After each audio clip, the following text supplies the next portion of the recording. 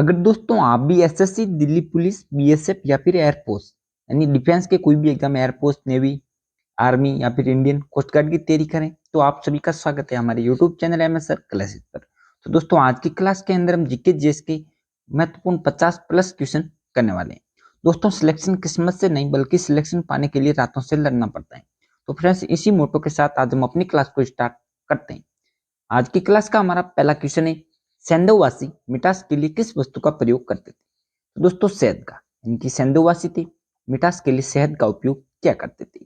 Next है, ऋग्वेद में अगन्य शब्द किस पशु के लिए प्रयोग किया जाता था? इनकी गाय के लिए, यानी कि ऋग्वेद में अगन्य शब्द है जो कि गाय के लिए प्रयोग होता था। क्वेश्चन नंबर 3 है, सिकंदर महान ने भारत पर आक्रमण कब किया? तो दोस्तों 326 ईसा पूर्व के अंदर सिकंदर महान द्वारा भारत पर आक्रमण किया गया था। अगला क्वेश्चन है, भारत में सिकंदर का मुख्य युद्ध किसके साथ हुआ? तो दोस्तों पोरस के साथ भारत के अंदर सिकंदर का मुख्य युद्ध लड़ा गया था।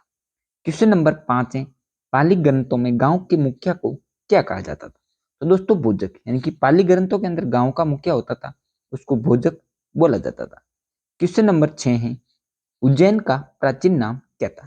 तो दोस्तों अवंतिका, यानी कि उज्जैन नगरी थी, इसका प्राचीन नाम अवंतिका था।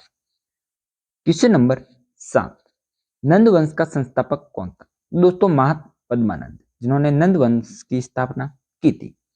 क्वेश्चन नंबर 8 है, प्राचीन भारत में पहला विदेशी आक्रमण किसके द्वारा किया गया? तो दोस्तों ईरानियों के द्वारा प्राचीन भारत में पहला विदेशी आक्रमण किया गया था। क्वेश्चन नंबर 9, मगध का कौन सा शासक सिकंदर का समकालीन था? तो दोस्तों धनानंद, जो कि मगध मगध का वह शासक था जो कि सिकंदर का समकालीन था। अगला क्वेश्चन है, नंद वंश का अंतिम सम्राट कौन सा? तो दोस्तों धनानंद, जो कि नंद वंश का अंतिम सम्राट था। क्वेश्चन नंबर 11 है, बिंदुसार ने विद्रोहियों को कुचलने के लिए अशोक को कहां भेजा था? तो दोस्तों तक्षशिला, यानी तक्षशिला के अंदर बिंदुसार ने विद्रोहियों को कुचलने के लिए भेजा था। क्वेश्चन नंबर 12 है, किस सम्राट का नाम देवान प्रियदर्शी था? तो दोस्तों सम्राट अशोक, जिन्हें हम देवान प्रियदर्शी के नाम से भी जानते थे। क्वेश्चन नंबर 13, कलिंग का युद्ध कब हुआ? तो दोस्तों 261 ईसा पूर्व के अंदर कलिंग का युद्ध लड़ा गया था।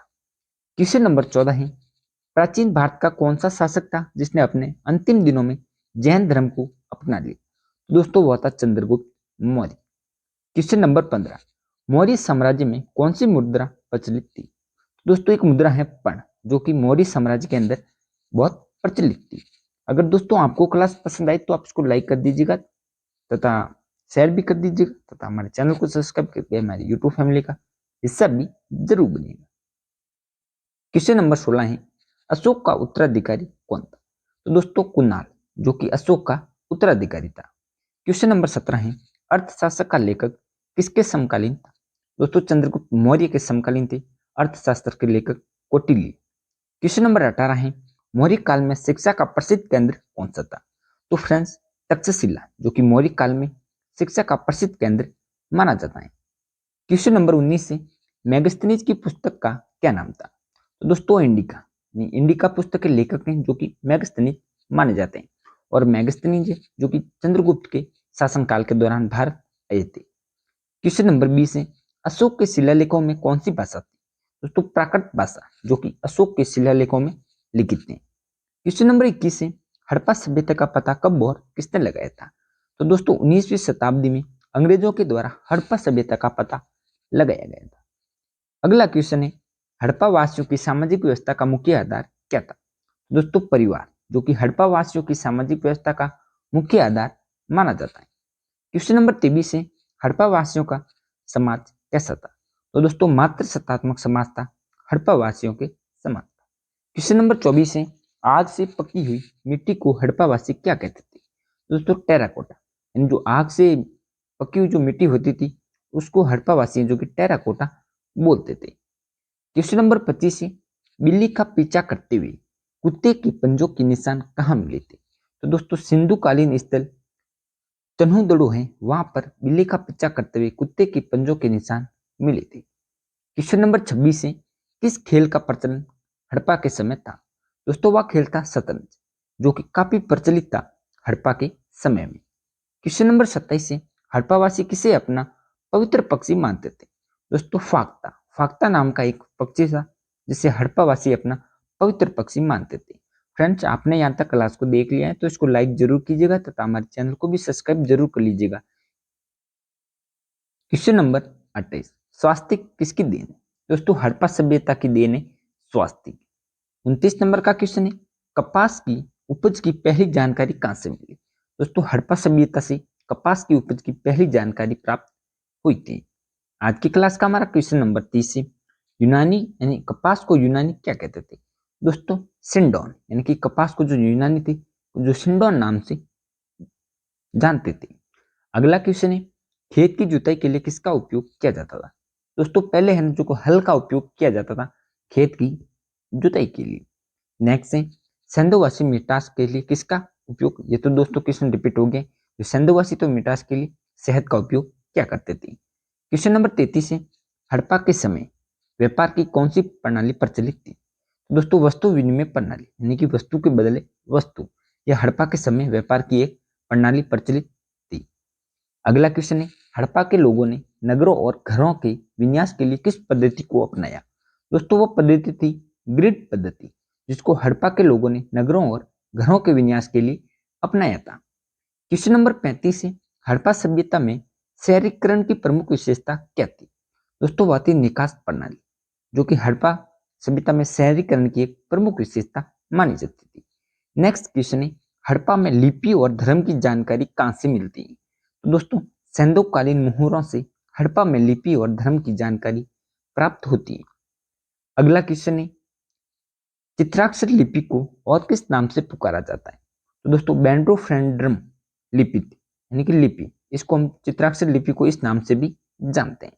नेक्स्ट है, आजादी यानी आजादी के बाद भारत में सबसे अधिक कहां पर हड़प्पा युगीन स्थलों की खोज हुई? तो दोस्तों गुजरात के अंदर भारत के में आजादी के बाद में भारत में जो सबसे अधिक हड़प्पा युगीन स्थलों की खोज हुई थी वो गुजरात के अंदर हुई थी। नेक्स्ट क्वेश्चन है, वह कौन सा हड़प्पा कालीन स्थल है जो त्रिस्तरीय था? दोस्तों वहां है धोलावीरा, यानी कि धोलावीरा एक ऐसा स्थल है जो कि त्रिस्तरीय माना जाता है।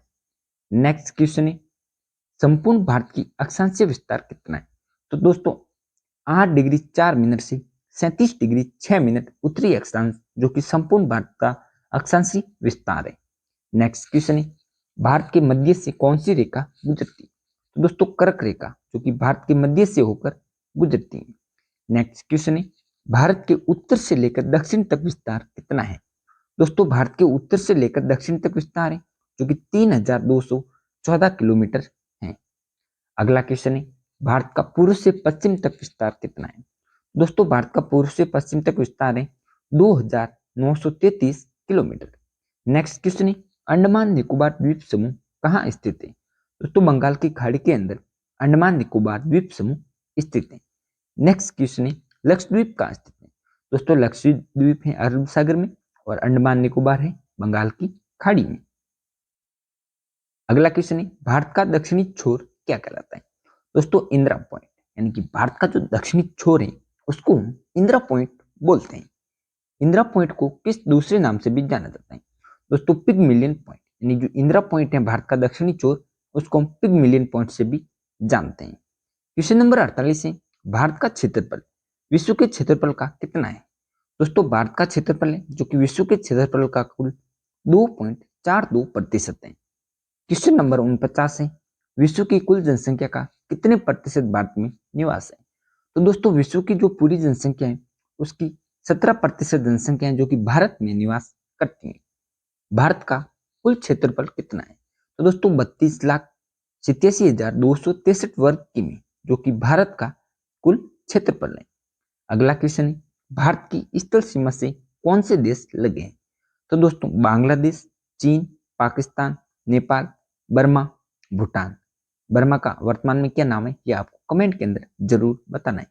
ये देश हैं जो कि भारत की स्थलीय सीमा से लगे हुए हैं।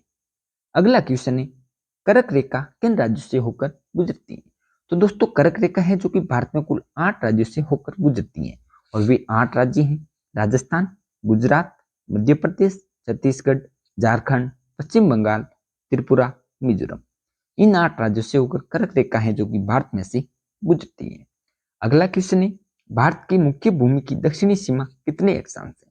दोस्तों वह है 8 डिग्री 4 मिनट पर। क्वेश्चन नंबर 55 का है, भारत का मानक समय कहाँ से लिया गया है? दोस्तों इलाहाबाद के निकट नैनी नाम का एक स्थान है, वहां से भारत का मानक समय लिया गया है। अगला क्वेश्चन है, भारत के मानक समय और ग्रीनविच समय में कितना अंतर है? जो है 5.5 घंटे भारत के मानक समय और ग्रीनविच समय के अंदर अंतर पड़ता है। नेक्स्ट है, भूमध्य रेखा से भारत के दक्षिणी छोर की दूरी कितनी है? दोस्तों 876 किलोमीटर, जो कि भूमध्य रेखा से भारत के दक्षिणी छोर की दूरी है। क्वेश्चन नंबर 58 है, भारत की स्थल सीमा की कुल लंबाई। तो दोस्तों 15,200 किलोमीटर भारत की स्थलीय सीमा की लंबाई है। तो दोस्तों हमारी क्लास के कुल 58 क्वेश्चन हमने इस क्लास के अंदर कर लिए हैं। ये क्लास आपको कैसी लगी कमेंट के अंदर जरूर बताइएगा, तथा इसको लाइक कर दीजिएगा, शेयर कर दीजिएगा, तथा हमारे चैनल को सब्सक्राइब करके हमारे यूट्यूब फैमिली का हिस्सा जरूर बनिएगा, क्योंकि हम जब भी कोई क्लास लेके आए तो सबसे पहले आपके पास पहुंचे। तो दोस्तों हम मिलते हैं आपसे ऐसे मोस्ट इंपोर्टेंट क्वेश्चनों के साथ नेक्स्ट क्लास के अंदर।